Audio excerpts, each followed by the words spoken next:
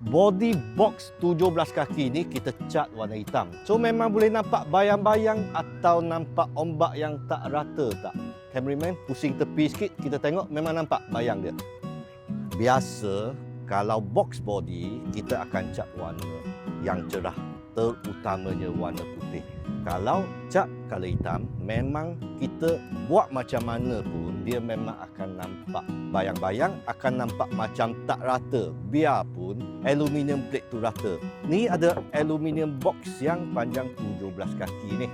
Customer request kita cat body dia warna hitam, kepala pun dia nak kita cat warna hitam dengan aerofoil dia sebab di bahagian belakang body, customer nak naik satu stiker yang tulisan dia warna hijau muda.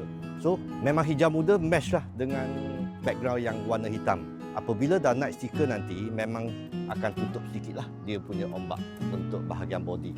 So, untuk warna body belakang, customer memang boleh pilih FOC. Kita tak cat apa-apa. Kecuali kalau nak cat kepala, kepala ni asal cat dia warna putih dan aerofoil warna putih. Kalau nak tukar color, memang kena tambah cost line. Dan body ini kita pasang dekat model Recon Isuzu MPR 75 yang 5200cc. Sekian, terima kasih.